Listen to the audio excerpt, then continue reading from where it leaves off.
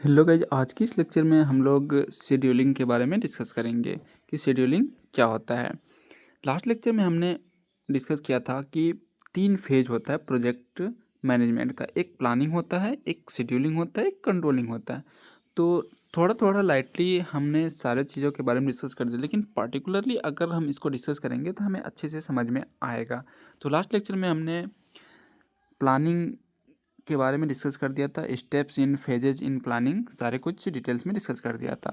तो सभी टॉपिक को कवर करेंगे एक एक करके, और construction management and equipment, construction technology, जितनी भी टॉपिक्स है सबको कवर करेंगे। तो आज का टॉपिक है शेड्यूलिंग। शेड्यूलिंग क्या होता है? तो जब भी कोई भी प्रोजेक्ट हम लोग स्टार्ट करते हैं तो उससे पहले हम लोग क्या करते हैं, करने का प्लान करते हैं, सोचते हैं। अगर किसी भी चीज़ के बारे में हम लोग सोचते हैं उससे पहले क्या करते हैं, प्लान करते हैं कि ये ऐसे होगा, फिर इसको ऐसे करना है।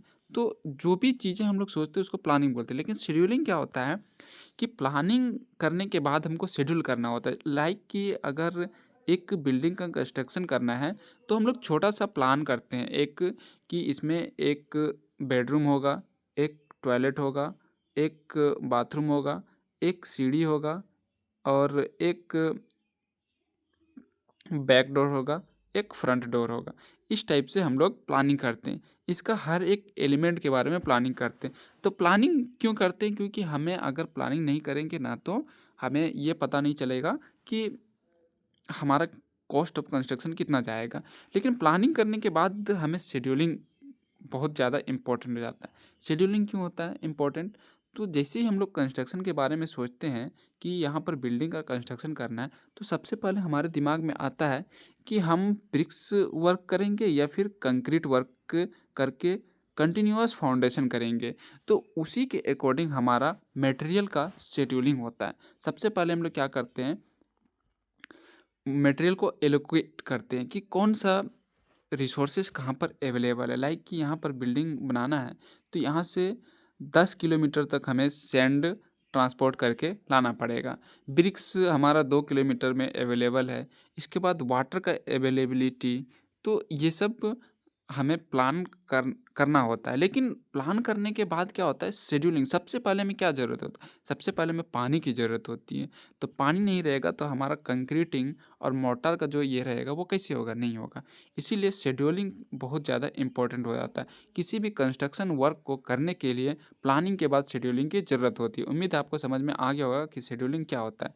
शेड्यूलिंग का मेन मोटिव है कि कोई भी कंस्ट्रक्शन वर्क को करने के लिए हमें किस सीक्वेंस में किस मटेरियल की ज़रूरत होती है। लाइक कि फर्स्ट डे हमें पानी की ज़रूरत होती है, तो सबसे पहले पानी की ज़रूरत पूरा करेंगे। इसके बाद दूसरे दिन क्या होता है, ब्रिक्स की अवेलेबिलिटी, तो ब्रिक्स हमें प्रोवाइड करना है। इसके बाद तीसरे दिन सैंड करना है। इसके बाद नेक्स्ट जो है वो हमें एग्रीगेट करना है। नेक्स्ट जो अरेंजमेंट है वो हमारा क्या होगा, वो इसके बाद सीमेंट होगा, इसके बाद रेनफोर्समेंट होगा। इसी तरह से एक-एक करके सीक्वेंस में हम सारे मटेरियल को प्रोवाइड करेंगे। जब सभी मटेरियल को प्रोवाइड करेंगे तो ये हमारा एक शेड्यूल हो जाएगा कि पहले सैंड, पहले सीमेंट, पहले एग्रीगेट। तो इस टाइप के जो भी मटेरियल को हम एक सीक्वेंस में अपने ज़रूरत के अकॉर्डिंग, अपने नेसेसिटी के अकॉर्डिंग हम प्रोवाइड करेंगे। किसको? जो कंस्ट्रक्शन वर्क को एग्जीक्यूट कर रहा है। कौन करेगा? मैसन करेगा, लेबर करेगा। तो इसको हम लोग क्या बोलते हैं? शेड्यूलिंग बोलते हैं। उम्मीद है आपको समझ में आ गया होगा शेड्यूलिंग क्या होता है। अब पॉइंट वाइज देख लेते हैं। It is the allocation of resources. तो शेड्यूलिंग क्या होता है? एलोकेट करते रिसोर्सेज का, कि कौन चीज़ कहाँ पर अवेलेबल है। सबसे पहले हमें यही करना होता है कि वहाँ पर ट्रांसपोर्टेशन फैसिलिटी है या नहीं है, आसानी से हम उस लोकेशन पे पहुँच सकते हैं या नहीं पहुँच सकते हैं। अगर हम ट्रांसपोर्ट करके मटेरियल को बाहर से ला रहे हैं तो कितना टाइम लगेगा। तो नेचुरल फीचर्स के बारे में भी पता करते हैं। तो ये हम सिविल इंजीनियरिंग के अकॉर्डिंग बातें कर रहे हैं, और भी बहुत सारे इसका एग्जांपल्स हो सकता है। तो रिसोर्सेस को एलोकेट करते हैं। सेकेंड पॉइंट है, it is the process of arranging the activities objectives defined during planning in sequence. Planning, मैंने आपको बोला कि सीक्वेंस में हम लोग प्लान करते के साथ ही हम लोग सीक्वेंस में पता कर लेते हैं कि कौन सा एक्टिविटी कब होगा, उसको मटेरियल को कैसे अरेंज करना है। सबसे पहले पानी, इसके बाद ब्रिक्स, इसके बाद सैंड, इस टाइप का सारे अवेलेबिलिटी को हम लोग प्रायोरिटी देते हैं सीक्वेंस में, कि अगर पहले पानी नहीं होगा हम ब्रिक्स ये सब पहले ला देंगे। तो ब्रिक्स में इमर्जन करना पड़ता है, पानी उसमें डालना पड़ता है ब्रिक्स में। तो सबसे पहले एनी हाउ वाटर का अवेलेबिलिटी होना चाहिए। तो सेकंड पॉइंट यही डिफाइन करता है कि सीक्वेंस में हम सारे प्रायोरिटी को देखते हैं, अरेंज करते हैं एक्टिविटीज़ को। नेक्स्ट पॉइंट है, it is the laying out of the actual activities of the project in the time order in which they are to be performed and calculating the manpower and material requirements needed at each stage of production along with the expected completion time of each of the activity। तो हम एक तरह से ये भी करते हैं कि जब हम लोग प्लानिंग हो जाता है तो प्लानिंग करने के बाद ये वाला जो पॉइंट बोल रहा है कि हम लोग देखते हैं कि आज कितने मैन पावर की ज़रूरत होगी, क्योंकि आज हमें ये काम करना है, फिर कल कितने मैन पावर की ज़रूरत होगी, फिर ये काम करना है।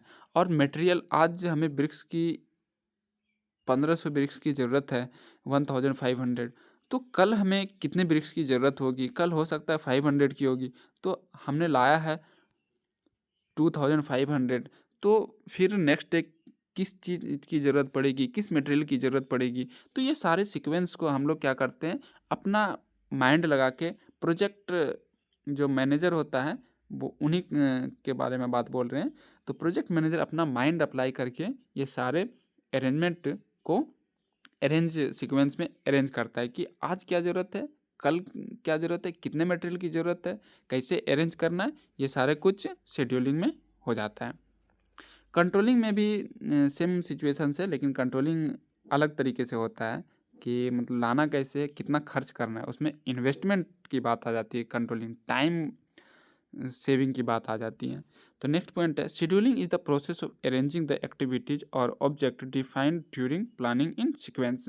तो जब प्लानिंग करते हैं तो उसी में हम लोग सीक्वेंस वाइज क्या करते हैं, शेड्यूलिंग कैसे करना है, मैंने आपको बताया कि अरेंज करने का, किसी भी एक्टिविटीज़ को कैसे करना है उसको अरेंज करना है। लाइक कि सबसे पहले हम लोग क्या करते हैं, गड्ढा खोदते हैं, फाउंडेशन खोदते हैं। तो फाउंडेशन खोदेंगे तो इसके लिए मैन पावर की ज़रूरत होगी, तो अरेंज करते हैं। अब मैन पावर क्या करेगा, जो भी लेबर लोग रहेगा उसको पानी की ज़रूरत है, तो सबसे पहले हम लोग क्या करते हैं, मैन पावर से भी पहले पानी की ज़रूरत है। इससे पहले भी क्या होता है, कुछ टेक्निकल जो अप्लायंस रहता है, लाइक कि बेलचा वगैरह जो भी बोलते हैं, वो सब, पावर शॉवेल, तो ये सब होना चाहिए। कोई लोग क्या करते हैं कि वो लोग बुलडोज़र से डायरेक्ट उसको गड्ढे को खोद देते हैं।